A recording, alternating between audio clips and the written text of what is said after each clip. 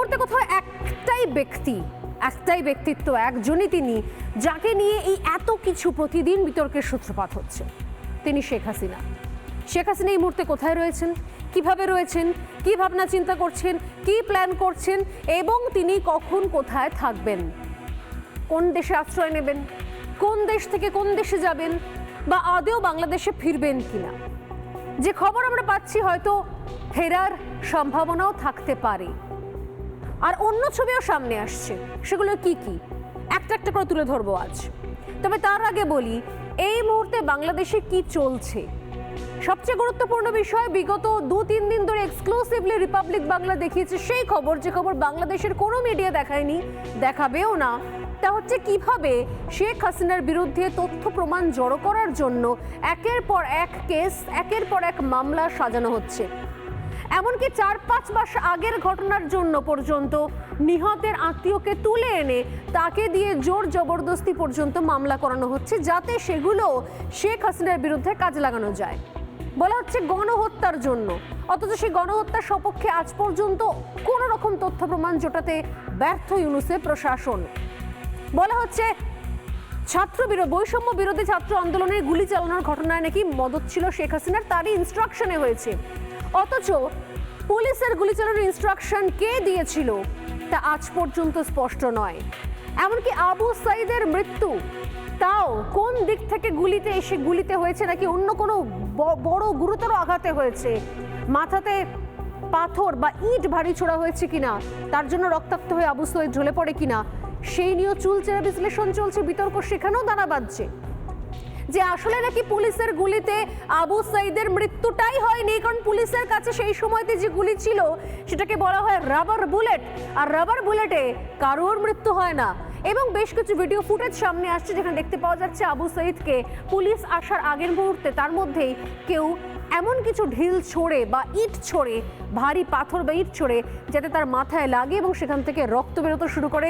সে নিজে মাথায় হাত দিয়ে দেখে তার হাতে রক্ত লেগে আছে।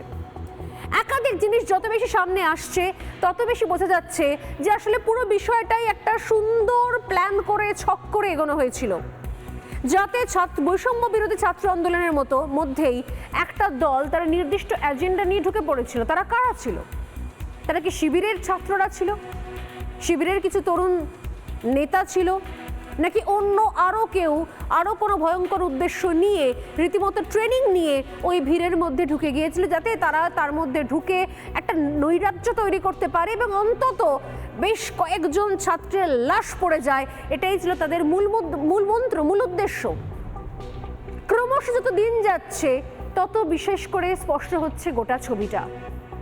এমনকি ইউনূসের যারা সচিব হিসেবে রয়েছেন, যারা উপদেষ্টা রয়েছেন, তার মধ্যেও এমন অনেক যোগ্য লোক ছিলেন যারা উপদেষ্টা হতে পারতেন, তাকে উপদেষ্টা না করে বিশেষ কিছু লোককেই বেছে নেওয়া হয়েছে তার উপদেষ্টা মণ্ডলীতে। অভিযোগ করা শুরু হয়ে গিয়েছে ইতিমধ্যে। 5ই আগস্টের পরে এই উপদেষ্টা মণ্ডলী তৈরি হয়, আর দেখা গেছে মাত্র কয়েক মাস, ডিসেম্বরের মধ্যেই তার মধ্যে কোনো উপদেষ্টা তাদের আচরণ ব্যবহার রোয়াব বদলে গিয়েছে সম্পূর্ণ। 180 ডিগ্রির বদল হয়েছে। কেউ তো রীতিমতো বাড়ি গাড়ি কিনে একটা অন্য লেভেলে পৌঁছে গিয়েছেন। 4 মাসের মধ্যেই বাড়ি, 4 মাসের মধ্যেই গাড়ি, সব হয়ে গেছে। অতএব হলো কিভাবে?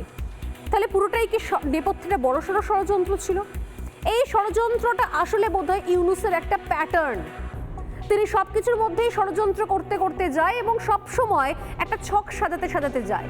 যে ছকে পালাবদল হয়েছে, যে ছকে হাসিনা দেশ ছাড়তে বাধ্য হয়েছেন, যে ছকে তুমুল নৈরাজ্য তৈরি করা হয়েছে, ঠিক যে ছকে বেছে হিন্দুদের টার্গেট করা হয় 5ই আগস্টের পর থেকে, এবং যে ছকে ভারত বিরোধী মন্তব্য, ভারত বিরোধী স্লোগান, ভারতের প্রতি বিদ্বেষ যেভাবে কোথাও সোশ্যাল মিডিয়ায় তুলে ধরা হয়, যাতে সহজে মনে হয় যে এইটাই এখন বাংলাদেশ চাইছে বা বাংলাদেশের আপামর জনগণ এই ভাষাতেই কথা বলছে।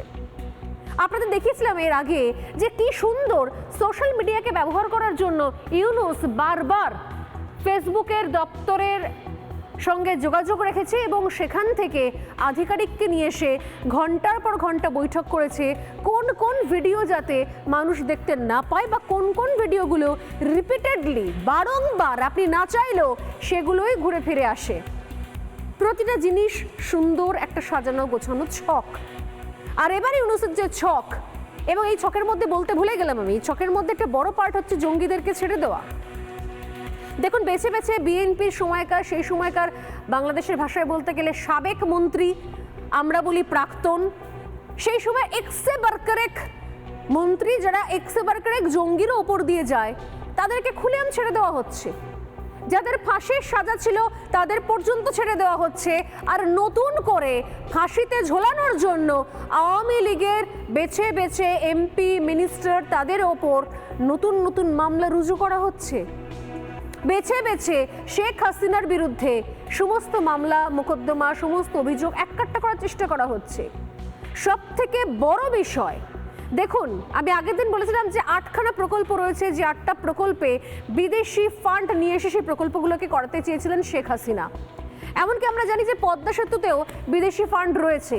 যদি কোনোভাবে প্রমাণ করা যায় যে সেখানে বিপুল দুর্নীতি হয়েছে, তাহলে সেই অভিযোগগুলোকে এককাট্টা করেও শেখ হাসিনার বিরুদ্ধে বাংলাদেশের আর্থিক তছরূপের মামলা দায়ের করা যাবে। ইতিমধ্যে গণহত্যার মামলা দেওয়া হয়েছে, আরও অনেক মামলা দেওয়ার প্ল্যান চলছে।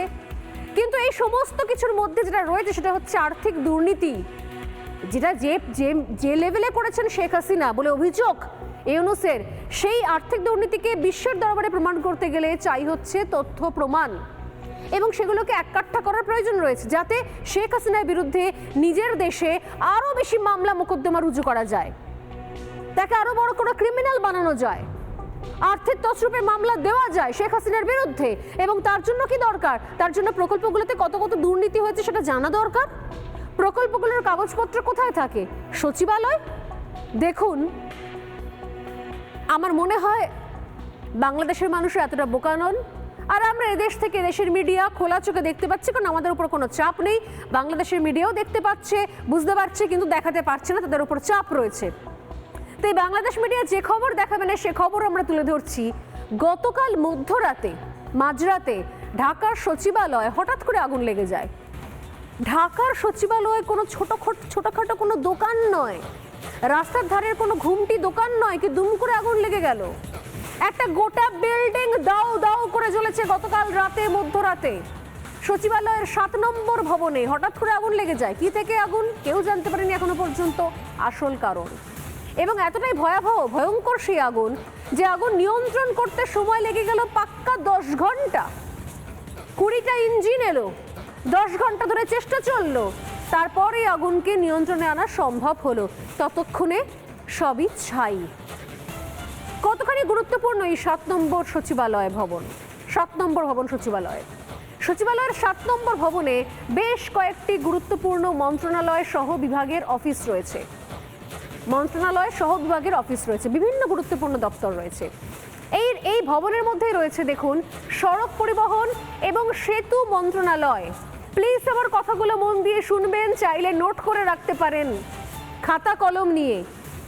সচিবালয়ের এই গুরুত্বপূর্ণ ভবনে, 7 নম্বর ভবনে যে গুরুত্বপূর্ণ দপ্তরগুলো রয়েছে তার মধ্যে রয়েছে সড়ক পরিবহন, অর্থাৎ যে সড়ক পরিবহন দপ্তরের আওতায় পড়ে কোথায় কোন রাস্তা তৈরি হচ্ছে, কোথায় কোন হাইওয়ে তৈরি হচ্ছে, তার জন্য কত টাকা টেন্ডার ডাকা হয়েছে, কত টাকার বাজেট স্যাংশন করা হয়েছে, কত টাকা সেখানে লাগানো হয়েছে। এছাড়া রয়েছে সেতু মন্ত্রণালয়ের সমস্ত গুরুত্বপূর্ণ কাগজ।